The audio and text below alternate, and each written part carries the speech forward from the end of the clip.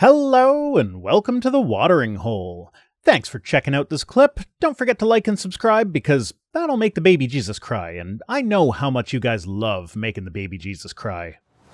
Next. Liberty Counsel invokes... Oh, no, I gotta recrop... Okay. I gotta check these things before I do it, because every single news article tonight has had a completely different crop. That is... Because, like, if I just show the whole browser window, it gets too small to read. Not to mention, it starts making you look like you're doing maximalism, making everything as busy as you possibly can. Yeah. But anyway, so Liberty Counsel invokes child brides to derail gay marriage bill. So Liberty Counsel is a Christian hate group. They're attempting to rally its members against a bill that would protect marriage equality nationwide by invoking the specter of child brides. So... basically, Supreme Court overturned Roe versus Wade, and Clarence Thomas suggested that, like, hey, we want to overturn a bunch of other shit as well. Obergefell is the one he's looking at. Obergefell is the one that's pertinent to this particular issue. Yeah. Notably, he left off, was it Loving, the same-sex marriage one? Loving versus Virginia? I think so, yeah. Notably, he left that one out. No, not same-sex, interracial marriage. Because he's in one. He's in an interracial. That's the reason he left that out, because it would affect him. Yeah. Well, this is like, you heard about that Republican guy who, like, he voted against he voted against this legislation, and then like 3 days later he went to his son's gay wedding. And apparently he gave like a really heartfelt speech about welcoming his son's partner into the family. And yet he, as a politician, tried to make it illegal for his son to get married. That's the thing, though, is because it's all about, like, he just wants to have his voting record so he can tell his constituents that I stand up for traditional marriage. But meanwhile, he's in California, so he knows that even if they don't protect gay marriage, California's not going to make it illegal anytime soon. So his son's going to be fine. So it's safe to roll those as long dice. as he gets his, doesn't matter that he's taken away from other people. He got his. Anyway, yep. That's a side issue here. That's just Republican hypocrisy. They don't actually care about how it's affecting people as long as they get what they want out of it. Anyway, so the bill, it's not ideal. It doesn't legalize same-sex marriage across the board. What it does is it would require all states to respect marriages from other states, the same way that normal heterosexual marriage, because like each state has their own marriage laws. If you get married in Nevada, you're legally married in New York. Doesn't matter. So what this is basically saying is, like, that applies to same-sex marriages and interracial marriages, any marriages. That just applies across the board. And so they're taking this, and because in California, so California is one of most states. There are only 6 states that outright prohibit child marriage under the age of 18. And California is not one of them. You can get married as early as, I think, 14 in California. Might be wrong on that. Doesn't matter. It's under 18. And so rather than look at all the other states, like there are states in the union where there is no minimum marriage age. You can get married at 8 years old. Which Tennessee tried to do recently, if you saw that. I think that might actually be in here. I'm not sure. Louisiana. So Louisiana tried passing a bill to end child marriage in 2019. Republicans were against it. Mm-hmm. Yeah. So they're basically using that to say, like, oh, well, because California allows underage marriage, then if we have to respect the marriages of a state in all the states, then that means that they're going to legalize child marriage across the board. And he points out, so what they say is a measure in the U.S. Senate seeks to force California's child marriage laws on the rest of the country. Please help save the tens of thousands of little girls married off to adult men right here in America. H.R. 8404 will allow one state, territory, and possession of the U.S. to dictate marriage policy for the entire nation. So they've got a lot of scare tactics in there because, you know, Republicans are scared of California because they're so socialist. They're Democrats. They're communists. What's funny is that we actually found that Democrats had been funding millions of dollars to right-wing extremists recently. Yeah. So it's almost as if... Okay, The reasoning behind that, they fund the money to the most extreme candidates because they want to run against the guys that they think they have the best chance. So they fund the crazies so they Right, can be like, which well, makes it I'm not worse. crazy, so vote for me. But like Yeah, that didn't work when it was Hillary versus Trump. Don't do that. it's Just it's don't do also that. failed. It has about only a 50% success rate, which means it's got about the same success rate as not fucking doing it at all. Yeah, so just don't do it.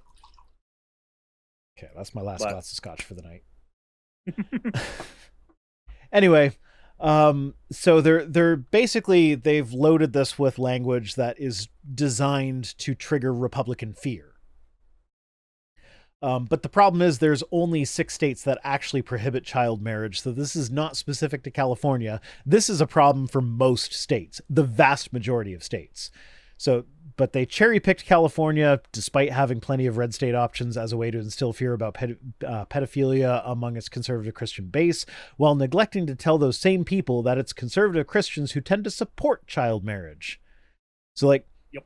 Louisiana is the example that Hemant Mehta goes to with this, where Republicans fought against outlawing child marriage. I forget which state it was that more recently that did it. There was one where they actually refused to vote against child marriage because several of the state legislature people were like, oh, well, then my marriage would be illegal. Jesus fuck. I know the one that comes to mind to me the most is the one in Tennessee. Maybe just because Tennessee's right north of me. But in Tennessee, what ended up happening is they tried to create a separate kind of marriage that was uniquely special because apparently the type of marriage that could now encompass gay people, the sanctity of marriage had been ruined. So they needed to make a super special, awesome, different kind of marriage. They wanted to make marriage too, unironically. And in the actual legislation for marriage too, they forgot to put an age restriction. And when one of the people who penned and signed on that bit of legislation, when he was asked, he was like, he didn't say, "Oh, that was a mistake. We'll fix that." He was like, "Well, no." He basically gave the answer that it was more of a feature, not a bug. And I'm like, that don't tell on yourself. Stop. Yeah, so the Louisiana bill, they were basically saying that it's better for a 16-year-old to be married and pregnant than single and pregnant. It was like, if a 16-year-old is pregnant, getting married doesn't solve the actual problem. No, it doesn't. That And, makes it worse. and then evangelical communities were saying that younger girls make better spouses. Excuse me. Sorry, that's the scotch burping at me. So evangelical communities are pushing for child marriage between girls in the mid-teens, so like 14 to 16 kind of age range, with men in the mid-20s and older. And they're saying that younger girls make better spouses because they are blank slates and can be more easily molded to serve their future husbands better. That sounds like grooming to me. Yeah, that's what That's fucking grooming. is. That's grooming. That's exactly what it is. And yet, in a great amount of protection, who are right wingers right now saying are groomers primarily? Gay people. Yeah, get anybody from the LGBTQ, they are calling groomers. Anybody that tries to educate a child on, hey, gay people exist and that's fine. You saw a man and a wife kiss in this one movie. Cool. Sometimes it's a man and a man. Like people who literally just go that far, they'll call groomers, and yet then we have this, and I don't understand why we have this here. Here's the thing. So my daughter thinks that gay couples are absolutely fucking adorable. She loves gay couples. Like we're watching Stranger Things right now, and towards the end of season 2, she's like, okay, so Lucas has Max, Mike has 11, so Will and Dustin should date. I'm sitting here like, I've seen season 4, so I'm like, oh honey, they kind of get to that. Not with Dustin, but so I don't want to spoil it for her, but yeah, but like she absolutely loves gay couples. She thinks they're adorable. And it's like, I don't think she's gay. Um, I don't. She's still young enough that it's hard to tell, but I would not be surprised if she was just completely asexual. Mhm. But like, it could also be that puberty just hasn't taken full force yet. Like she's 13. Like it's the age where like she could be like totally into boys and like, oh, they're all cute and everything, or she could just not have hit puberty yet and so is not interested in anything. I don't Like know. how Scott in your chat just went Vice daughter is a shipper already. Oh yeah, absolutely. Yeah, Pernia in my chat. Pernia is the one who did the artwork of us together. Just said yeah, we fangirl phase. Yeah, no, she loves like picking out like in the Harry Potter franchise, she ships Sirius and Remus. I think most people do. Yeah. I'm actually 100% certain most people do. She loves the idea of them as a couple, and I can't say I blame her, but it's like that's not really affecting her sexuality. It's just like that's a normal thing to like look at a couple and be like, oh, that's a cute couple, and it like It's it just doesn't like matter. people can watch. It's like when people are watching The Owl House. You don't have to be gay to recognize that like relationships in that show are cute. You know what? I've never seen Brokeback Mountain. I avoided Neither have it. I. I avoided it when I was a Christian because I was like, oh, it's a gay movie. Ah. And Mhm. everybody says it's really good. And I kind of want to see it now, but I've never actually gotten around to watching it. I need to actually watch it too because I've also not Because seen it.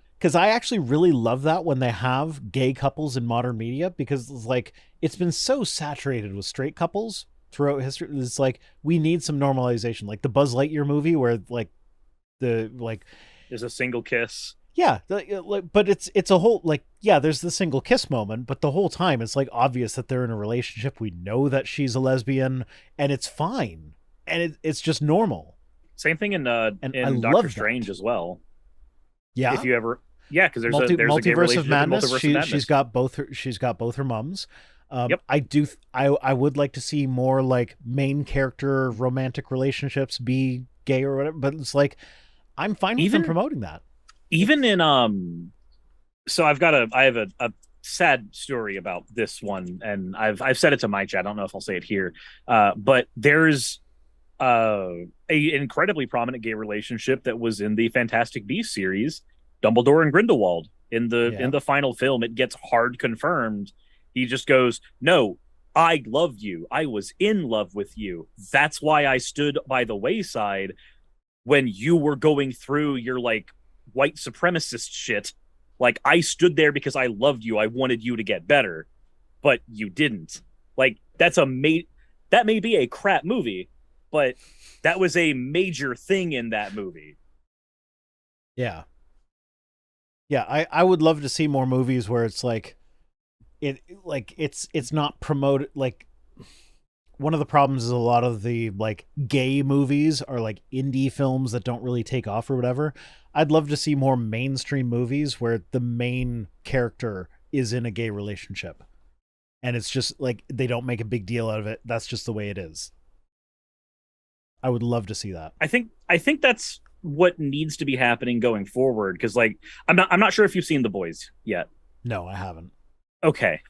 So I'll say this in the least spoiler way possible then. If you had I'm planned on not sure seeing if it. I ever plan on watching it, so spoil away. Okay, so spoiler alert for my chat, spoiler alert for your chat then. If you don't want spoilers for The Boys, there you go. But here we are. So in The Boys, there's a character named Queen Maeve who is bisexual. She is not known to be bisexual by her superhero team at the beginning because the leader of their team is incredibly homophobic. He's just a problem. He's also very possessive, and they used to date. And he's literally killed people she was interested in at one point. So she tries everything in her power to hide the fact that she has a girlfriend named Elena. But at one point, it gets let out that she has a girlfriend. And instead of going and killing this person, because it's public knowledge at this point, the company that owns this, because in that world, superheroes are owned by a corporation. The superheroes that are under contract that are owned there, they also have their version of the Marvel Cinematic Universe, where the real superheroes go on fake adventures in movies to promote what they do in real life, which is usually not a whole lot of actual superhero shit. But when they find out Queen Maeve is gay, the way that Homelander, the superhero counterpart, the Superman counterpart in that show, the way that he attacks her, instead of attacking her partner, he makes you've seen Hunger Games, right? Or read Hunger Games? Yeah. Do you remember what happened with Peeta and Katniss, where they had to go on the entire fake relationship campaign trail? He makes Maeve do that, but with her actual girlfriend, to the point where her girlfriend ends up breaking up with her because she is so sick and tired of being thrown into the public eye. And then the movies, because in canon there's the movies that Vought makes. In the movie, they give her the cringiest dialogue for a gay person, where she'll like grab somebody and go, "No, you don't understand. You're so brave because I am like you. I am also gay." And she has to deliver the lines so hollowly that it, when you think of bad gay representation that is like done terribly, that is what Vought makes her do, so that Homelander can punish her for being gay and not being with him anymore. And it's really fucked up. But that's spoilers for that show. It's a very good show. You should watch it at some point. But okay, sure. It does a lot of that very, very like nasty allegory shit. See, the thing with me and TV is for me, it's kind of weird. Like it's a community activity. Like I do it with people. I don't sit down and watch TV by myself. That just seems like a waste of time. Mm-hmm. So like when I was with Mrs. Rhino, I would watch TV with her. We'd cuddle up on the couch. We'd watch TV. I watch TV with the kids. We watch, they love Star Trek Strange New Worlds. They love Stranger Things. They love Doctor Who. We'll watch that shit together. Yeah. I don't really watch TV on my own because it seems like a waste of time. Like there's better things I can be doing right now. Like whereas when it's with other people, it's like a bonding activity. And like I said, I'm seeing someone right now. She has not met the kids yet. I don't think she has any desire to meet the kids. I don't have any desire for her to meet the kids. And that's fine. So, but that means that she's not like coming over to my house to watch, like we don't do Netflix. Which makes it hard to do the community activities. Yeah. So like I just don't watch stuff anyway. Like I started watching The Handmaid's Tale, but like I think I'm in season 2. I'm not sure. But like I don't know. I don't really catch up on if it's not appropriate for my kids, I have a hard time catching up with it. And I'm pretty sure The Boys is not appropriate for my kids. No, I know enough about it to know that. Yeah, there's that is not a show that I would be comfortable showing to anybody under the age of at least 16. Yeah, personally. Shannon says Strange New Worlds is the tits. I love Strange New Worlds. Ortegas is my favorite. She's fucking amazing. I just love her to death. I can't get enough of Ortegas. And my kids just saw the episode with the one where the Boltzmann brain entity turns everything into like the storybook or whatever. That was a fun episode, and it continues the Star Trek tradition of having the helmsman wield a sword. I love that one.